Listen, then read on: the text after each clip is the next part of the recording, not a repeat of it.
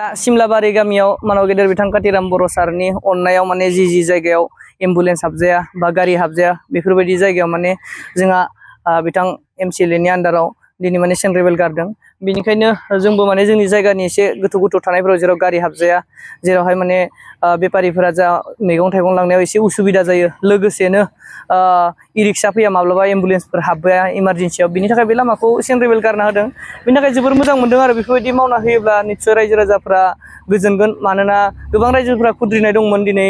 जोंनि जायगायाव बिथांमोना जि लामा सामा बानायनायनि खोथा बुंदोंमोन गासैखौबो मावजोबनो हायाखै नंगौ बिथांमोनाबो बेनि थाखायनो रायजो राजा खुद्रिदोंमोन नाथाय बेफोरबायदि बारनो हानाय बा थांनो हानाय खालामनानै होयोब्ला निस्सय रायजो राजाफ्रा एसेबाबो मोजां मोनगोन आं बेखौनो रोजा साबायखर थाबाय आरो जोंहा कातिराम बर' सारनिसिमबो रोजा साबायखर थाबाय बे खामानिखौ बिथाङा गोसो जानानै मावनानै होदों बेनि थाखाय साबायखर थाबाय थेंक इउ। दिनै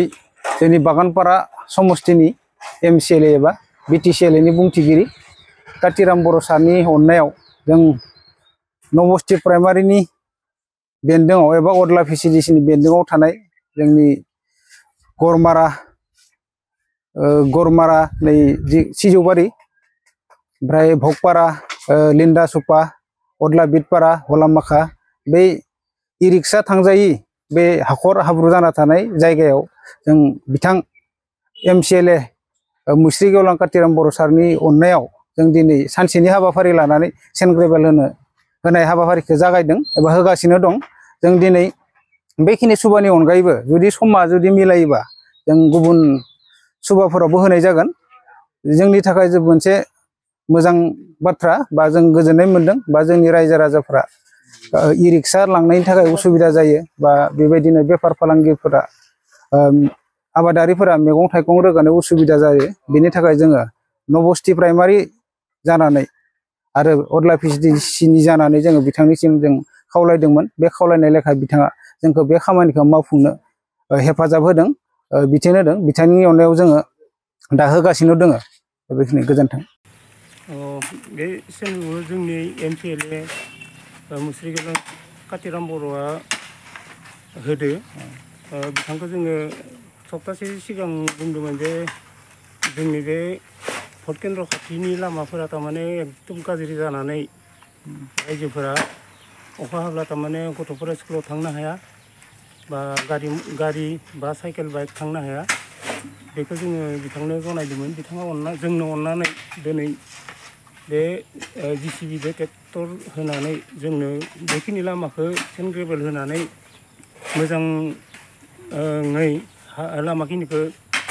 खोनो थाखाय दिनै हागारदो बेयाव जोंनि रायजोफोराबो श्रमदान हिसाबै खौरां लानानै बिथांमोनखौ सहाय खालामनानै जोंनि लामाखौ जों फाहामनानै लादों जिखिनि जों हास्थायदोंमोन बेखौ जों मोननायनि थाखाय बिथां कातिराम बर' सारखौ जोङो जोबोद मोजां मोनदों बिथांखौ जोंनि बे अदला बिटपारा गामिनि गासै रायजोनिफ्राय जों थारमाने बिथांनिसिम रोजा साबायखर बावदों लोगोसे इयुनाव बिथाङा जै मै जानानै दावगालांथों लोगोसे बेजोंनो जोंबो बिथांनिफ्राय फैगौ सानफोराव बेनिख्रुइ मोजांसिन खामानिफोरखौ मोननानै जाहाथे जोंनि गामियाबो एसे जौगालांनो हायो खायसे सुबिदा मोनो बेखौनो जोंबो आखा लाखिबाय लोगोसे बे जोंनि दिनै जिहेतु सेन्ट ग्रेभेल होनानै लामाखौ जोंनिखौ फाहामना होनो थाखाय जोंनो सुबिदा होबाय बेनि थाखाय बिथांखौ रोजा साबायखर बावनानै जों गासैबो रायजोनिफ्राय बिथांनि सेराव खर' गंग्लायनाय थाबाय। सेन्ट ग्रेभেলটো আমাৰ 25 নং বাগানপাৰা সমষ্টিৰ মানে MCLA কাতিৰাম ছাৰে আমাক এই ট্ৰেক হোৱা ঠাইবিলাকত মানে অলপ মানে সহায় কৰিছে তেখেতক আমি ধন্যবাদ দিছোঁ যিহেতুকে আমাক আগন্তুক মানে যেনেকৈ ভোট হ'ব তেওঁৰ কাৰণে আমি যথেষ্ট হেৰি কৰিম আৰু মানে উৎসাহেৰে তেওঁক মানে আমি সহায় কৰিম আৰু আগন্তুক দিনবোৰৰ কাৰণে যাতে আমি একেলগে মিলাপ্ৰীতি থাকি এইখন যাতে ৰাস্তাটো আমি পুনৰাই ভাল কৰিব পাৰিম বুলি আশা ৰাখিলোঁ। তাৰপিছত আমি এইখন ৰাস্তাটো যেতিয়ালৈকে হৈ থকাৰ কাৰণে যথেষ্ট আমি সুবিধাজনক হেৰি হৈছে আমাৰ ল'ৰা ছোৱালীৰ স্কুলত অহা যোৱাৰ বাবে তাৰোপৰি আমি নিজৰো বহুতো টেক্স চুক্তিব লগা হৈছিল এই টেক্স চৰকাৰৰ পৰা আমি বঞ্চিত অলপ সঁহাৰি পাইছোঁ আমি গতিকে তেখেতক MCLA ছাৰক মানে আমি আৰু আমাৰ প্ৰাইমাৰী কমিটি ছেক্ৰেটাৰীজনকো আমি যথেষ্ট ধন্যবাদেৰে তেওঁক মানে আমি কামনা কৰিছোঁ আৰু আপোনালোকে আহি থকা দিনবোৰত আমাৰ MCLA কাতিৰাম বড়ো ছাৰৰ পৰা কেনেকুৱা উন্নতি বিচাৰে আমি তেখেতক মানে সহায় কৰি মানে যিটো উন্নতি আমাৰ বিভিন্ন হেৰি আছে উন্নতি কিবা আঁচনিবিলাক আছে সেই আঁচনিবিলাকৰ জৰিয়তে তথা আমিও যাতে এইখন চুপাই মানে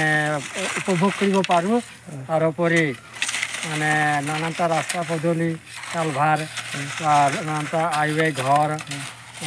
অৰুণোদয় এইবিলাক মানে পাবলৈ যাতে সক্ষম হ'ম